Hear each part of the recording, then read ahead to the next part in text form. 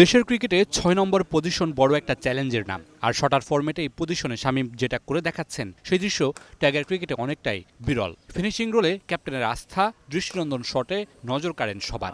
আসলে শটের নামটা আমি জানি না সত্যি কথা বলতে, আর এটা আমি সবসময় প্র্যাকটিস করি নেটের মধ্যে যেটা। নিউজিল্যান্ডের বিপক্ষে শেষ টি-20-র আগে অনন্য এক রেকর্ডের সামনে লিটন। অধিনায়ক হিসেবে সাকিব মাহমুদুল্লাহকে পেছনে ফেলে টি-20-তে সবচেয়ে বেশি ১৭ ম্যাচ জয়ের হাতছানি। শুধু তাই নয়, ব্যাক করা লিটনকে ধন্যবাদ দিতে ভুলেননি শামীম হোসেন পাটোয়ারি। প্রথমে আমি লিটন ভাইকে অনেক অনেক থ্যাঙ্কস দিব। সো একটা ক্যাপ্টেন হিসেবে যেটা দরকার ছিল উনি সেটা করেছে, আমাকে করাইছে।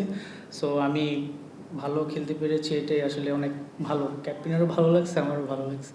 সিরিজ হারের আর শঙ্কা নেই টাইগারদের, তবে আছে জয়ের সুযোগ। হ্যাঁ, অবশ্যই আমাদের ভালো একটা অপরচুনিটি আছে সিরিজ জিতার, অবশ্যই। সো আমরা চাইবো যে অবশ্যই জিতার জন্য খেলা। আমি চাইবো যে অবশ্যই এইভাবে খেলা উচিত টি-20 ম্যাচ। সো না হলে আমরা বড় ম্যাচগুলি জিততে পারবো না। তবে বন্দরনগরীর উইনিং কম্বিনেশন ভাঙতে পারে টিম ম্যানেজমেন্ট। নাসুম ও সাকলাইনের সুযোগ মিলতে পারে শেষ ম্যাচে। অন্যদিকে দ্বিতীয় ম্যাচ বৃষ্টিতে ভেস্তে যাওয়ায় নিউজিল্যান্ডের সিরিজ জয়ের আর সুযোগ নেই। তবুও শেষ ম্যাচটা জয় দিয়ে রাঙাতে চায় তারা।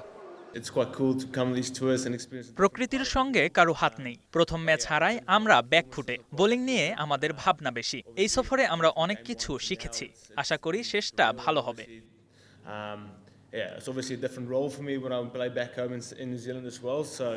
বন্দরনগরীর মতো মিরপুরেও আছে বৃষ্টির পূর্বাভাস। এমনটা হলে খালি হাতেই বাড়ি ফিরতে হবে ব্ল্যাক ক্যাপদের। আর বছরের প্রথম টি-20 সিরিজ জয়ের স্বাদ পাবে বাংলাদেশ। Mamunur Rashid, star news, Dhaka.